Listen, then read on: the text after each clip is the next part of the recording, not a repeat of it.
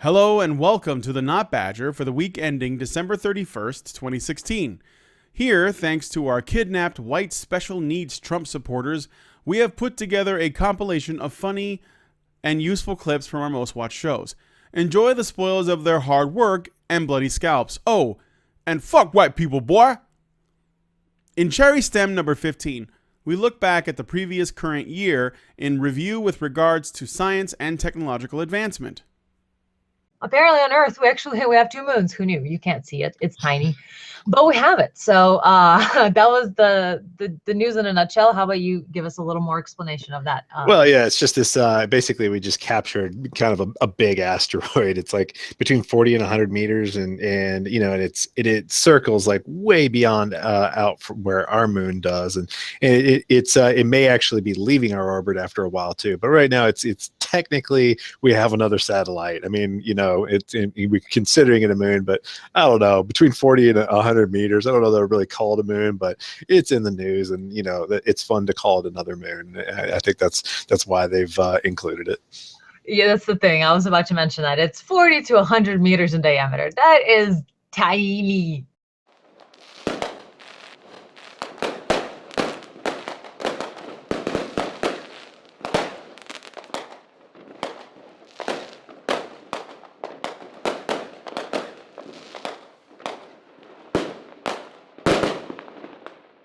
We have a planet that's legit, though. I mean, the planet has been detected. It's putting all sorts of wavy motion effects, gravitational effects, on Yeah, after its first discovery, I mean, if they first started, yeah, it was not just on the sun, but on other planets, etc. So that means it's pretty much consensus now that there's definitely a ninth planet, and it's roughly 10 times the size of Earth, and has an orbital period of around 15,000 years. So it's like it takes a long time.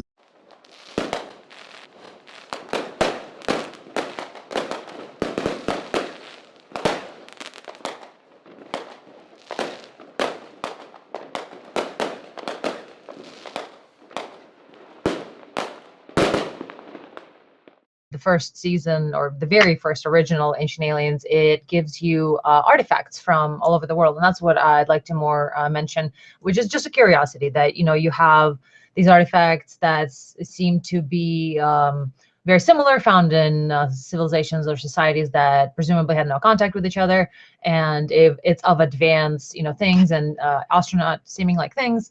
But it's just really curious that something like a culture that lived, you know, a while ago, knew or predicted or in some way had a relationship with a star that or a planet, I mean, that our instruments are just now detecting, and that has such a wide, you know, circulation. And it really begs the question, was there, you know, advanced civilization with means of sensing the stars, you know, as per Antikythera device and such, that we just got completely flooded, or, you know, volcanoed over or meteorited or whatever, and it's just now gone, but, you know, did pass down some of its knowledge to people that we consider super, super ancient. But then you start finding these more advanced things in their stuff, and you're like, what's happening? But maybe there was, it seems like, potentially a culture that we did forget about because of the slight predictive power of such an ancient culture like Anunnaki and such. And now the planet is here. It's coming. Who knows what's that all about?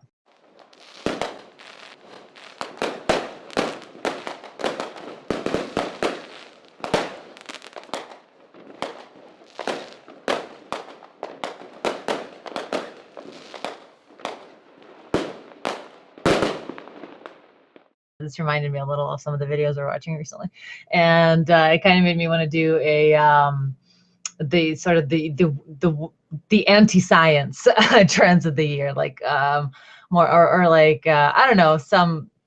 Oh God, You know what I'm talking about. You know what I'm talking about. Well, see, so here's the thing. You know, it's a good idea to question. I mean, the probably the most important part of science is that it questions itself. And whenever it starts to not question itself enough, that pisses me off, and it should piss off anybody who's actually a real seeker of truth.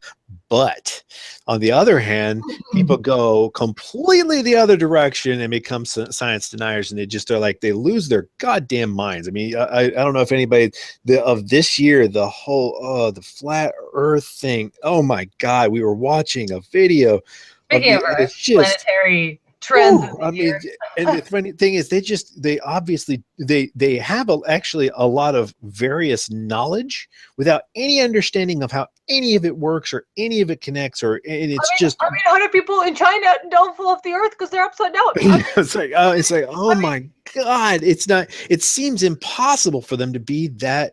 But I mean, part of me is like really appreciative of the spirit of challenging the most widely accepted, like this is how reality is idea. Like I'm such a huge fan of challenging that. Yeah, good spirit, good spirit. Also, like, oh my God, you gotta at least that's learn. also schizoland, though. If gone too far, that's I very much appreciate it, and so I'm gonna keep an ear out to it for sure. So I don't want to alienate any flat earthers out there. If you're out there, like for real, it's like don't worry, I have a special place in my heart for you. But also, you just may be stupid, and also we just maybe need to talk about some science and like just fucking do like some dialectic, like actually straight up put facts out there and look at science and pull out measuring tapes and like compasses and like triangle little measures and like figure shit out. Because if you're going to talk about angles and distance and fucking buoyancy and gravity, if we're going to actually discuss these and your scorn or skepticism or whatever it is of them, let's do it scientifically, legitimately. Like I'm all for it. Well, the point is to have a viewpoint that encompasses a lot of the mechanics of that work that we use on a daily basis, that and understanding how they all fit together, and and they're not just a jumble of disconnected facts. They're an engine of knowledge that can produce real technology and things that actually work in a predictive manner. You say, okay, if this is going to work this way, then that means I can do this, and boom, it happens that way. And so their ability to determine truth apparently just isn't based on that kind of predictive model of mechanics. They just kind of think that what it is what you've got is people who base their idea of truth on faith in either their own personal experience alone, or in the consensus of whoever they see to be their betters, whether it be their deacons at their church or some other consensus group of people that they respect, and that's not that can't be the only way you find truth.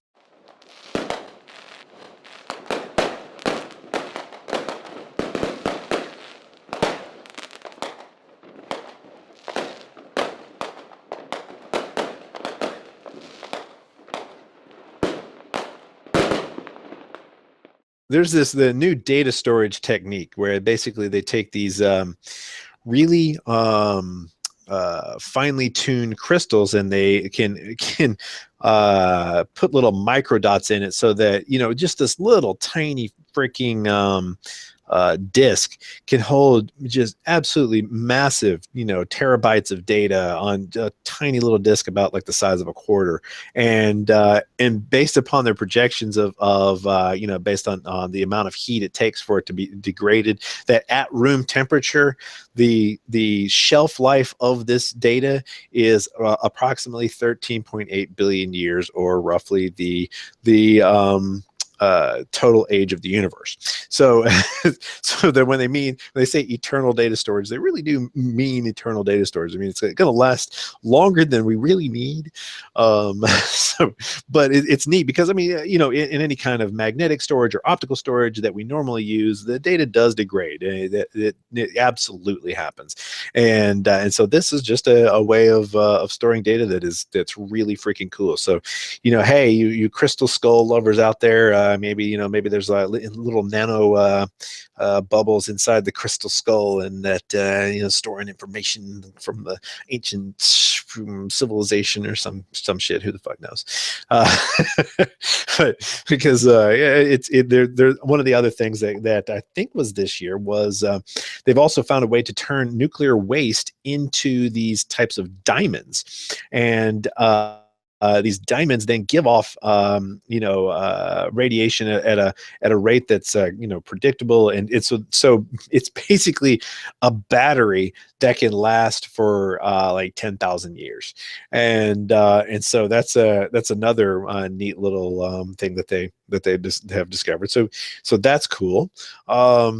And then a little more immediately useful is the solar panels. They've actually, just by using a single atom thick coating of graphene on solar panels, they've been able to use something called a Lewis acid base interaction to generate electricity from the rain falling on it. So one of the big problems with solar panels in the past has been that it gets cloudy, and you can't, it can do that for long periods of time. There's certain places in the world where it's just constantly freaking raining, and so half the time your solar panels are worthless, right? Well, now, because of the fact that they can the interaction of the ions in the rain with the graphene can produce electricity, so they're actually working while it's raining at the very least, and while it's in the sunshine. So that's another, along with some other technologies that they've developed in the past 10 years that have made the solar panels far more efficient.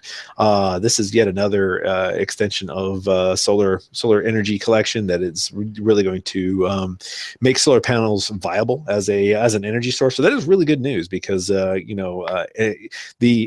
world leaders and all of that, this all comes down to energy, the control of energy. And so when you can have solar panels that can actually produce enough power that it's really sufficient for your home, and then you could, the whole self-sufficiency thing, I think a lot of us are really into that, and kind of being able to disconnect from energy barons is always a positive thing. So that's something positive about this year's developments.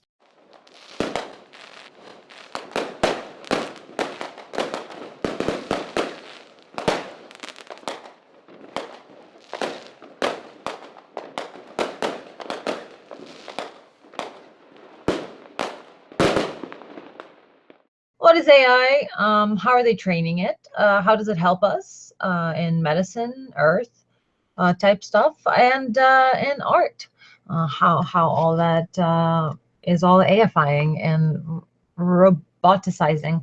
So that's cool.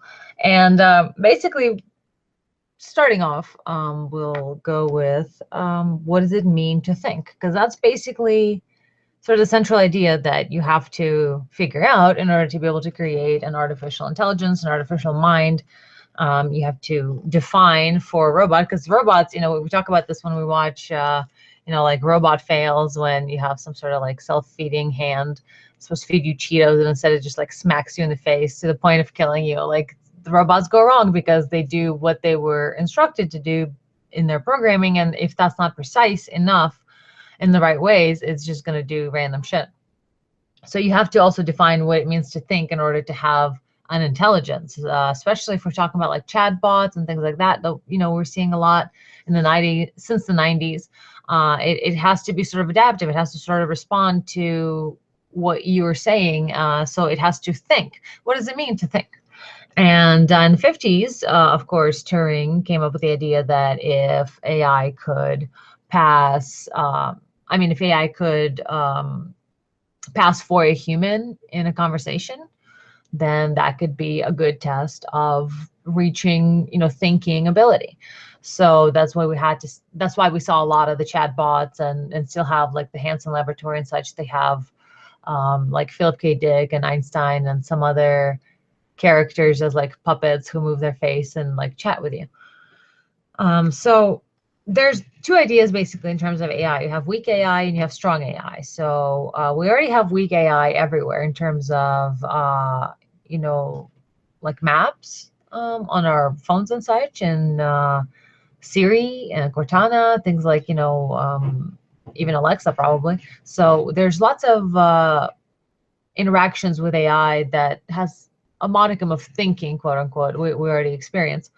And then, of course, there's strong AI, and when we talk about that, we're talking about like thinking, moving, like Terminator, singularity level shit. And the singularity, if you guys are not familiar with that concept, it is an idea put forward by Ray Kurzweil, I think he was the first, or at least the most popular one with it. And that singularity is the moment where machines surpass humans in their ability to be alive in the sense of reproduce and take over and,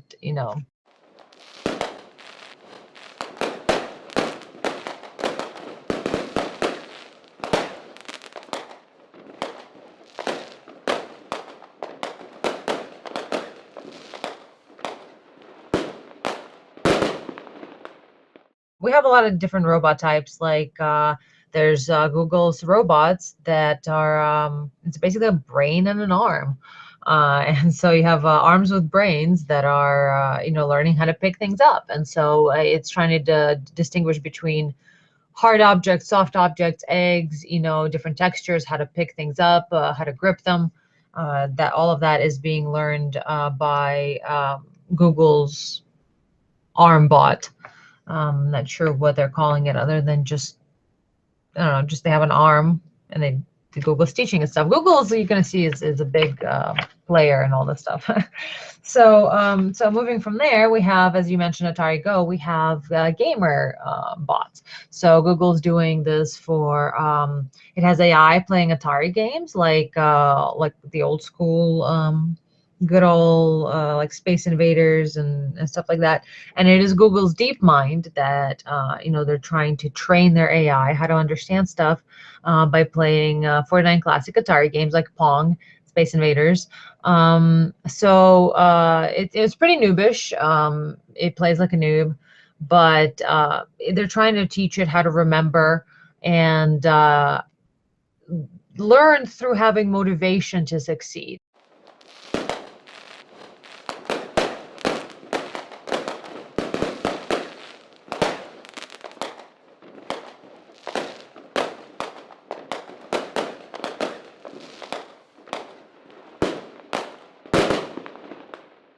Eventually, the whole point of neural network programming or neural network development is it does eventually develop an expectation about certain things. In other words, expectation is kind of built into the process of training a neural network, and so that's how they end up. It's like, okay, well, I kind of expect that when they're making this thing, this lip movement, or that there's a probability. In other words, they don't go in, the computer's not going in and determining a probability, but it's kind of like that.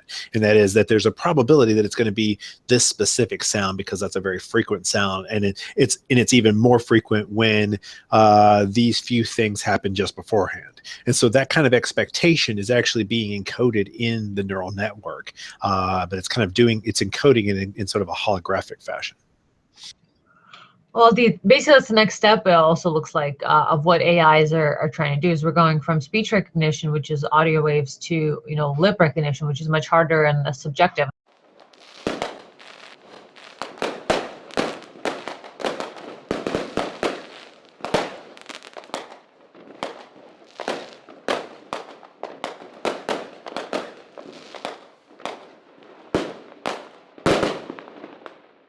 The looming threat is of artificial unintelligence. That's really dumb AI, dumb algorithms is where the danger is. That's really where the whole Hollywood scary like Terminator thing. It's super smart AI would give no fucks.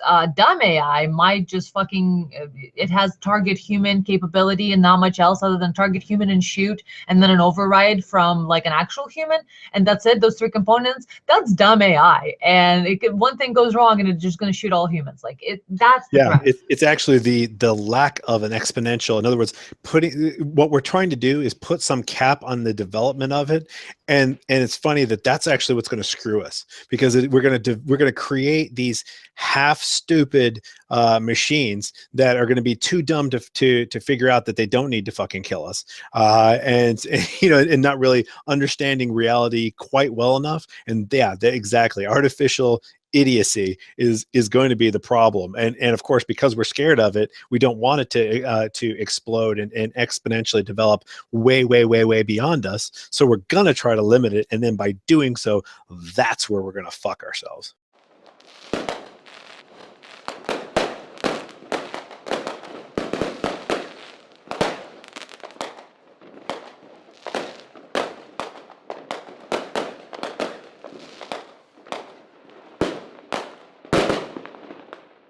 We've already proven that the whole three laws thing doesn't work based upon the fact that that you have to decide between who dies in an AI car. And if you're already at that point where one person has to die, so how is it? It has to be able to take an action, so therefore it has to make a decision that's based upon which person dies. And so they've already proven the whole three laws thing. It was great for sci-fi, doesn't work in reality.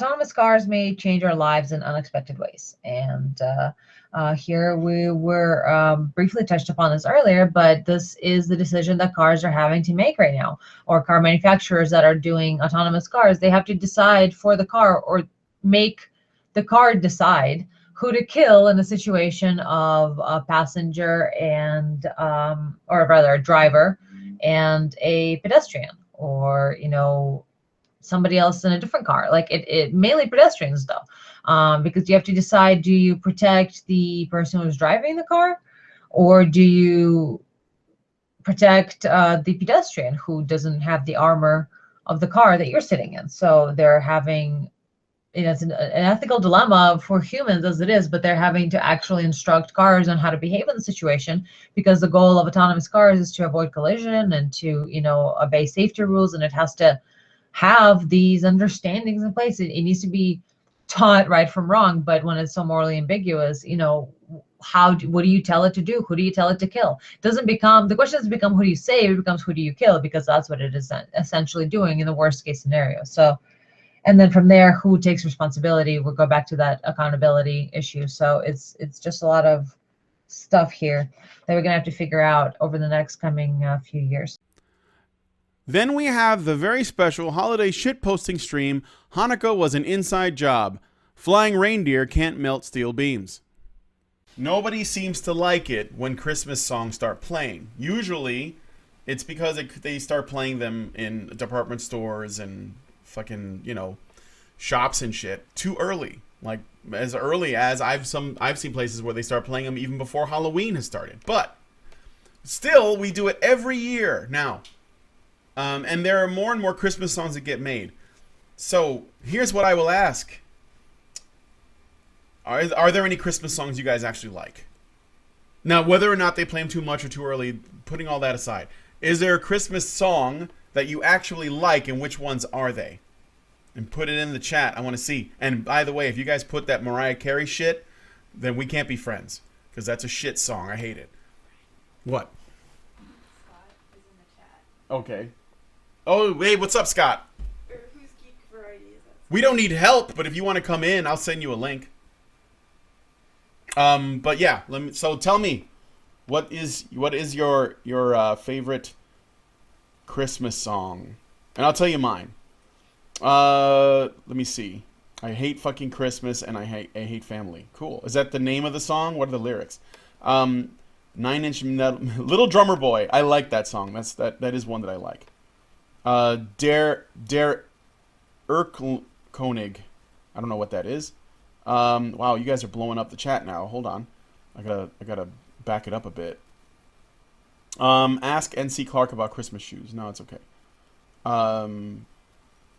Hating Christmas is the fun of Christmas. Jingle Bells. All right. Well, yeah, I mean, when I was a kid, that was my favorite, actually.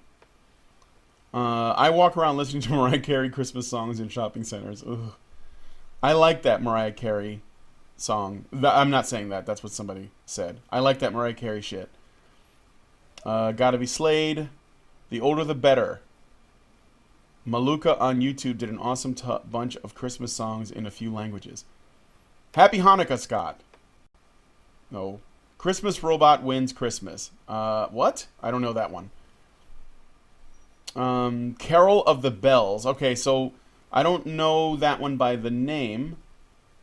But is it the one, is that the Tubular Bells one? Or not Tubular Bells, but is it the one that sounds kind of like an epic a cappella thing with the bells in it? Ding, dong, ding, dong. Is it that one? Do, do, do, do, do, do, do, do. Holy Night. Yeah, it's a good one. You mean Silent Night though? Silent Night though, I think, right? Or is that a different one? I don't know. The Grinch. Yeah, it's a good. Let It Snow. Well, it's because that's how Die Hard ends. Furry Tale of New York, Little Drunkard Boy, and Stop the Caliphate. Yeah, those are good. I just heard them recently, and they appear to be new. Baby, It's Cold Outside because it perpetuates rape culture. All right, Scott, I'll get you the link in a second. Baby, It's Cold Outside is a song that I didn't care about, and then all of a sudden people started getting triggered, and now I care. It seems that most people don't like Christmas songs, but there has to be like one or two Christmas songs you do like, you know, even if it's something really like Santa Baby is one that I like. Hey Scott, what's up? Hi. Do you want to know my dirty little secret about Christmas? Okay, what's your dirty little secret about Christmas? When I was well, it's not very dirty, but when I was growing up, I used to be in a chorus, and we used to travel around Maryland and do Christmas shows at like what do you call it, old folks homes and stuff, and at malls and things. And so like I actually really love singing Christmas songs a lot. And I was oddly, when I was much younger, I was a soprano. I was the top soprano, as a matter of fact. And if you can believe that, I believe it. Yeah, it's like I love Christmas songs. I don't remember hardly any of them anymore because it was so long ago. But man, I really dig Christmas music. And I don't really have a favorite though. But I love the idea. You got to have a couple that really stand out. Like a couple of either adaptations of songs, like versions. For example, Santa Baby was sung by Eartha Kitt, but it was also sung by Madonna. And actually, as much as I'm not let me put it this way. I don't like Madonna now, but in the 80s, right. I did like Madonna. And her version of Santa Baby I like, even though I don't like she's just lost the plot. Well, she's probably lost it a long time ago, but, Yeah, for sure. Yeah. But I like that version. That's not one of the ones I would put way at the top, but I think that she did a good job with that one. I'm trying to think. Does Weird Al does he have a song for Christmas? If Weird Al has a song for Christmas, then automatically it's one of the best ones. That's the one I want. Yeah, I'm going with that one if it exists. This is completely un-Christmas related, but have you watched his party in the CIA? Yes. Or Party in the CIA? Yeah, it's very funny. What is that? I watched. I think I'm addicted to that thing. It's a parody. Great. It's a parody of Miley Cyrus's "Party in the USA." I think that's a Miley Cyrus Party song. In the CIA. It's called "Party in the CIA." It's very funny. I just love the there it is. The CIA operative. He's just so freaking cheerful about all of the assassinations. Yeah. Yeah. Torture sessions. I like. This is also unrelated, but I like Weird Al Yankovic's his song "I'll Sue Ya," which is a parody of a Rage Against the Machine song. And then he also has one called "Stuck in the Drive-Thru," which is a parody of R. Kelly's song. That one's so good. Those are very funny. But anyway, so I'm gonna go back to see what people are saying about Christmas songs. It is the season. Christmas at Ground Zero. That's what it was. Christmas is at Ground Zero. Oh, Christmas at Ground Zero. That's funny. Oh, I knew there was one. Thank you, chat. Appreciate that. Thank you very much. Okay, so it's always men's fault. Yes, it is. Always. Come on, guys. Well, I'm gonna tell you what mine are. Feliz Navidad. Okay, that was something I was into when I was a kid too. I like the Drifters version of White Christmas. That's actually a song I like quite a lot. Do you know that one? Do you remember Home Alone? It was the one from that. Oh yeah. It's more like an a cappella type of thing. And ironically, I will also say, just to be funny, I like the White Christmas song because it promotes white supremacy, and I especially like the Drifters version because they're black guys that are being forced to sing it. And I just think it's a really good version of the song. So yeah, I like that, and I also like the. Well, I mean, basically all the old Motown bands that were together did. There's tons of great Christmas music from them. That was probably the best era for it. The Motown stuff was fantastic. Like Yeah, I also absolutely, yeah. the version of the Drummer Boy that a Little Drummer Boy, Smokey which is did? a great, yeah, I believe it was Smokey Robinson or the band, the group he was a part of. That one was Right. amazingly done. And then there was another one that I really liked. It's Stevie Wonder's one. Is it Little Christmas Tree or something like that? That one was very good. That's a good one too. So what was that? I don't recall right offhand. Oh well, I'm not gonna sing it because I'm close, but Yeah, I'm no can you hum Stevie a few Wonder. bars for Yeah, us, can maybe? you just play the song for me? But that's a Yeah, good yeah, one there if you you go. guys know. Look it up. It's a good song. And yeah. Oh, you know what? You're probably gonna hate me for that. I actually like the Happy Christmas War is Over by John Lennon. I like that one too. It's just really I don't know well what that done. is. No, yes you do. You've heard it. That's the one that I've goes. probably heard it. I just don't So remember. this is Christmas, and it's just basically Oh, like that one. that one. Okay. Yeah. I thought that was George Harrison for some reason. No, George Harrison was not. He was working on like I got my mind set on you or something. Yeah, I do. I got fucking my love mind that. set on you. And it's gonna take money. A whole lot of You know what? spending money. You gotta say that It would take plenty of the money. money to do it right, Do it child. right now. You gotta admit, George was honest. He was Yeah. basically like, if I want this woman, I'm gonna need money and time, a whole lot of precious time. Exactly. Last night I watched this movie called Sully. Have you heard of this movie, Sully? Oh, the plane movie with Tom Hanks. Yeah. Yeah, It's, the it's guy about who crash landed the plane in New York. Oh, in the yeah. Hudson. Yeah. And no one died. And that was pretty cool. I would say Tom Hanks might qualify as a husbando. Didn't Denzel Washington recently make the same fucking movie? Flight Plan or something? No, that's somebody else. I don't know. No, Never that mind. was Moving different. on. That was he was He drunk. landed the plane upside down or something. Yeah. Yeah, and he was drunk. He was drunk, yeah. That's what it was. Yeah, this guy was totally like I don't know, like really straight and above board, just totally straight laced. Sully was totally straight laced. Yeah. Like even to the point where there was these women who were like, it was one woman like kissed him on the cheek, and he had that sort of awkward, please don't do that look on his face. Yeah. He's that straight laced. Like I don't know how to deal with this young woman who is apparently. Oh, and then to spell the awkwardness, the young woman was like, "Oh yeah, my mother told me to give you a kiss on the cheek." Yeah, right. You wanted to climb into that lap, lady. I have now. Some of that silver bush. I have now discovered Sorry? that the term straight laced is heteronormative, and it's enforcing a state of heteronormativity, which is in self bigoted. You're no longer allowed to use the term straight laced henceforth. Okay. Upon pain of fines and complaining on Twitter. Moving on. Yeah, no, he's a silver fox in that one. Is that correct? Can Yeah. you, Silver fox, there you go, yeah. can Silver men be fox. silver foxes or Oh, absolutely. Or gray I think bush. so. Yeah. Gray or bush, gray bush, silver fox. silverback? Wasn't Richard Gere a silver fox for like most of his time in the 80s? Like, isn't that what the women liked about him? I don't know. I probably was too young to appreciate that then. Yeah. I also quite like this. Sully was really good, by the way. I highly recommend it. I don't really go for the Christmas movies, but I do like the disaster movies during Christmas. Like Die Hard. No, not like Die Hard. Not like I mean, I guess you'll probably notice a pattern, but like Captain Phillips, I think was the other one that Tom Golden Oh did. wait, Tom Hanks. Tom Hanks, yeah, Tom Hanks, not Tom Golden. Jesus, that's a completely sorry. If Tom Golden's listening, I really enjoy that. No, Captain Phillips and Sully. I don't know. I like the heartwarming, defiance of the odds sort of thing. I think you just like Tom Hanks secretly. And you don't want to admit it. Yeah.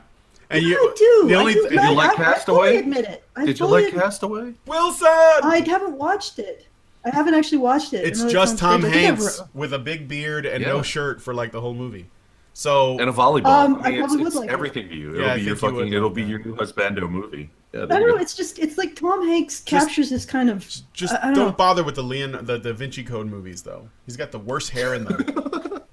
Okay. Yeah, I've watched them. I wasn't really impressed, but he's got this nice balance between being stoic and doing what needs to be done, and this sort of vulnerability, which is nice. It's like he always is doing what needs to be done, and yet he's very, very like, oh my fucking god about it.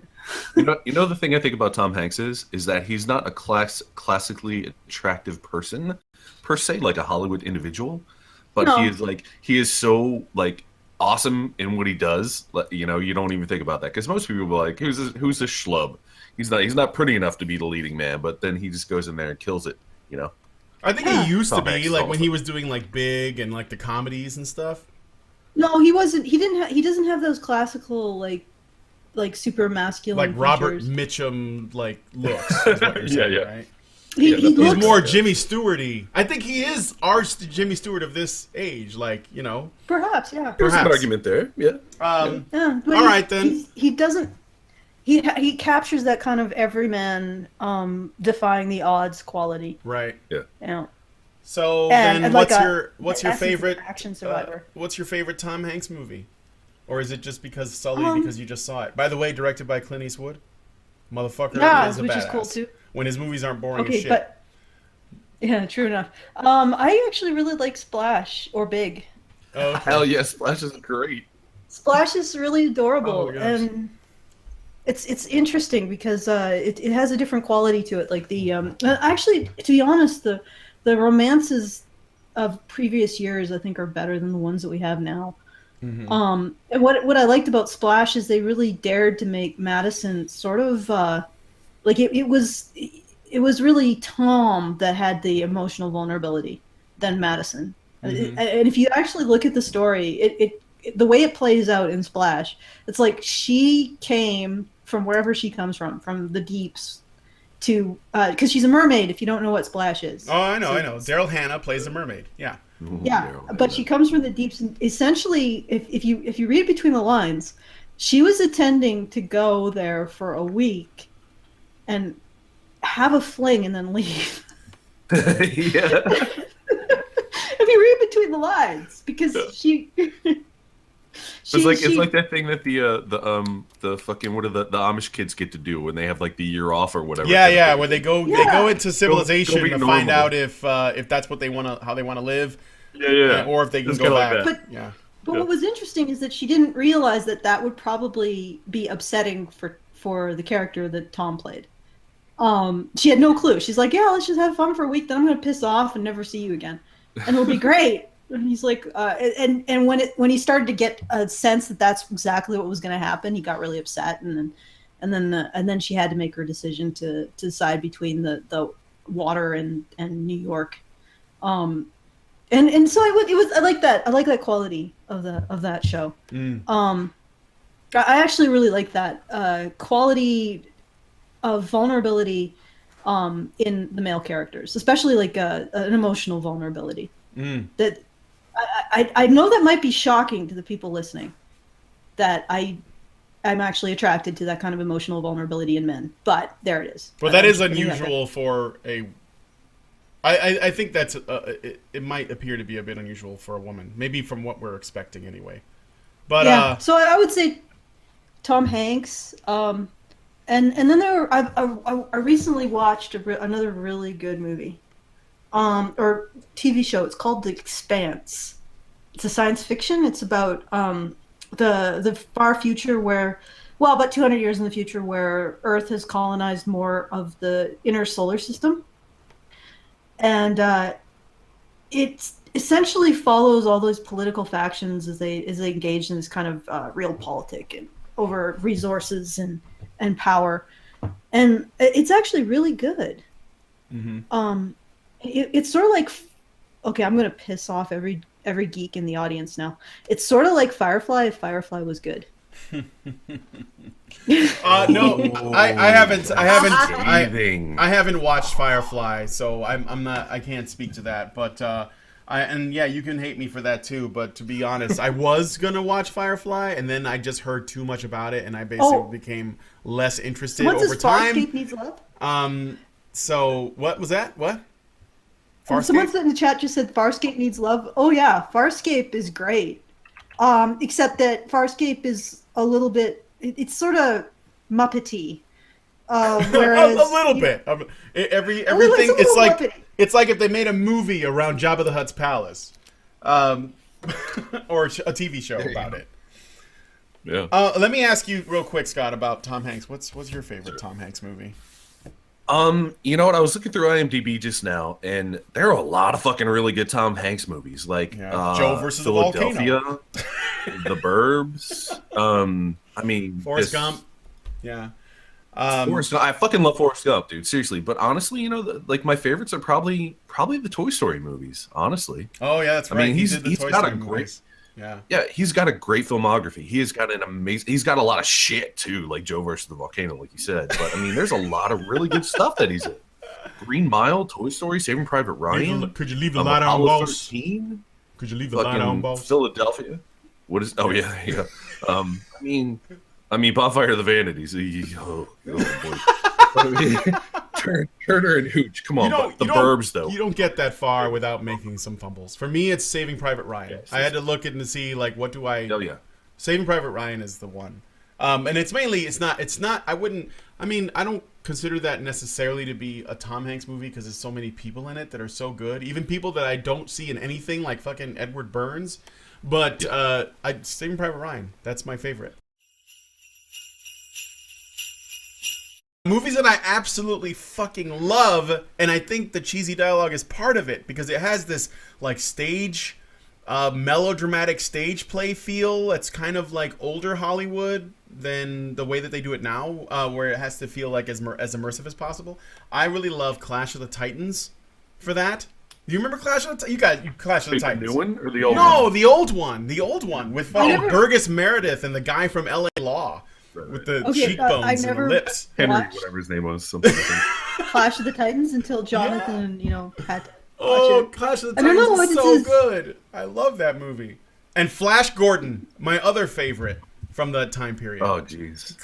Come on now. With, who's the guy? No, I'm just remembering it favorably. It's just Queen, like, oh, Jesus. The Queen soundtrack and, what's his name playing Ming the Merciless? What the hell is his name? The actor. He has an interesting name, and I don't remember what it is. Oh fuck! But yeah. It's on the tip of my tongue. You want to talk about something? You want to talk about something awesome though?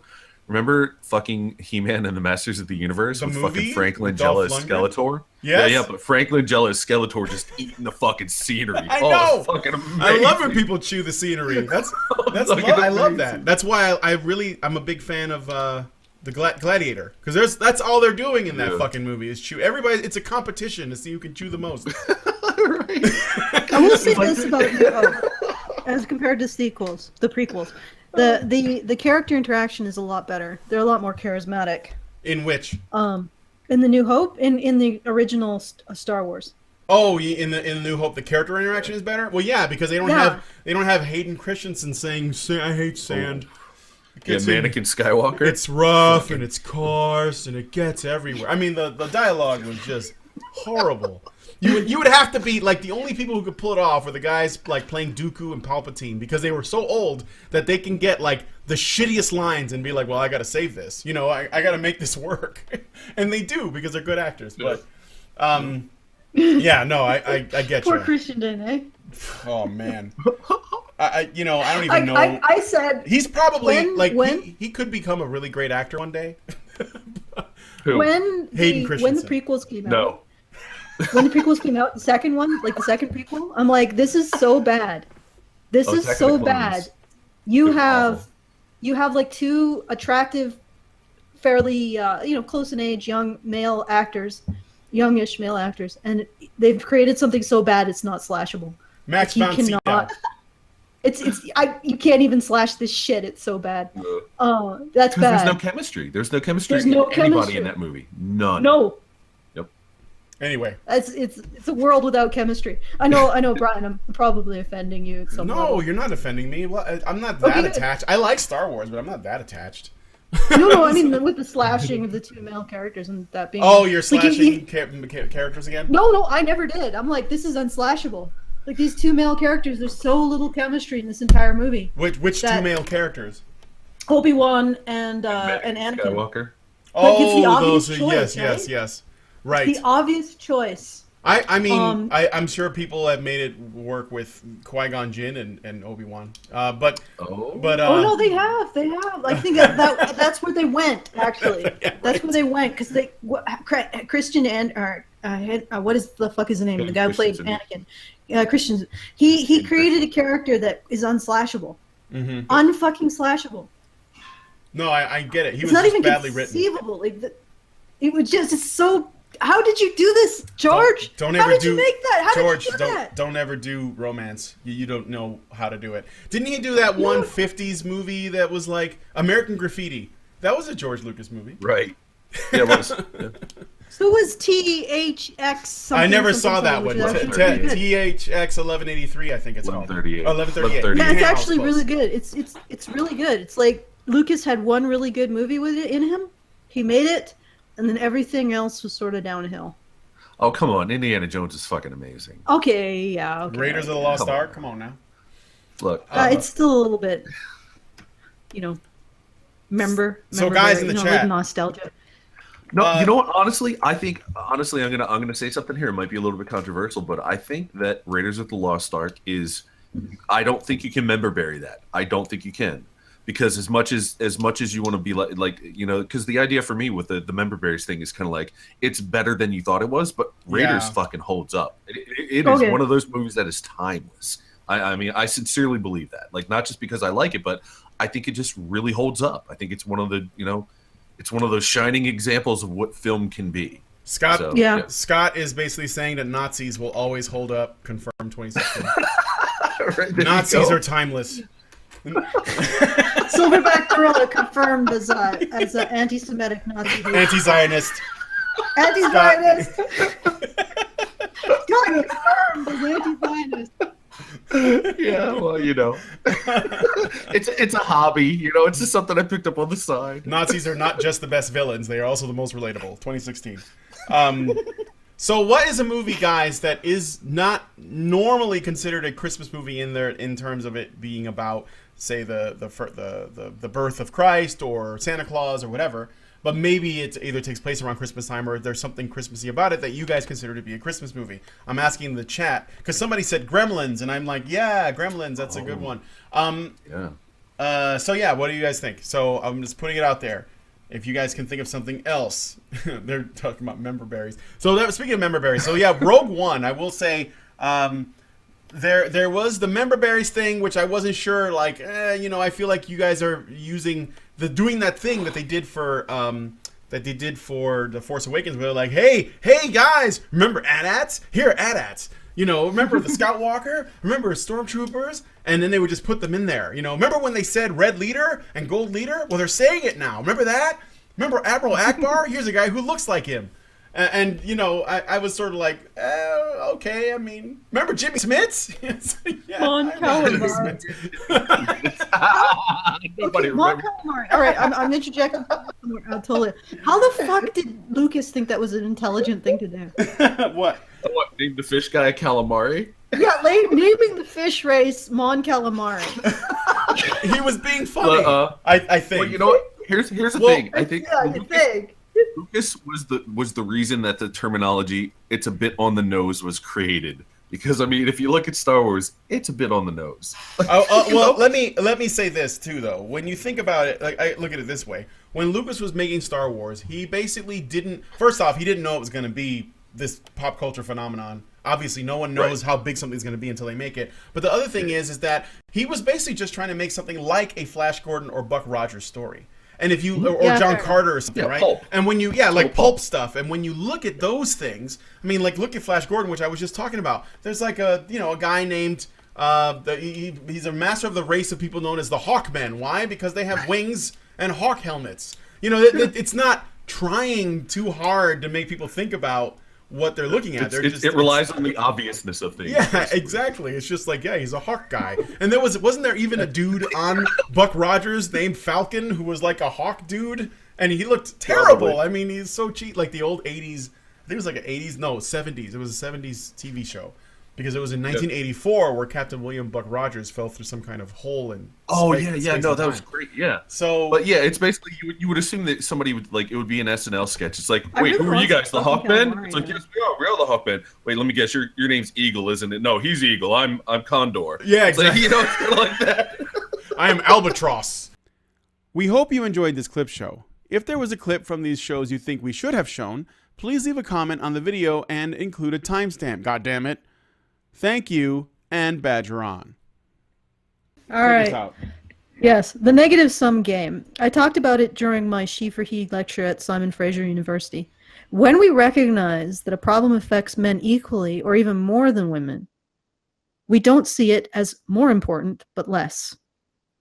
If a serial killer kills 10 women, he's worse, more terrifying, more horrifying, more evil than if he kills 10 women and 10 men. Something about targeting women and presenting women as targets because they're women turns off our rational faculties, turns someone else's problem into our problem. And then we construct a solution and beat the world with that solution until it becomes its own problem. For a while, I thought that observation was unfortunate, to say the least. We care so much less for men than women that when we recognize men are vulnerable to issues, domestic violence, war, meteor strikes, we stop caring about those issues. We even go so far as to say the people who bring up men's vulnerabilities are excusing or apologizing for those issues. But then I realized that's exactly what we want, or what we should want. We should want to think rationally about problems, not in terms of hysterical brute force narratives, but giving careful consideration to how to approach them and intervene without doing harm. Men's issues, recognition of men's vulnerabilities, has this amazing power to turn people's brains back on. And now, more than ever, we need that. We need to think clearly again. Men's issues are the missing link, the secret switch that turns on the rational parts of the human heart. They are not a problem, but a solution, a solvent washing away irrationality and leaving behind cooperation, reconciliation, and careful consideration of the facts. I don't just believe that men's issues are important. I believe they elevate us. Recognizing them makes us better people, more compassionate, more nuanced in our thinking, more complete in our conclusions. Recognizing men's vulnerabilities makes us all better people. And if you believe that too, support us bringing the message of respecting men's human dignity to the world. www.patreon.com/honeybadgerradio. Together, we can build a rational and respectful solution.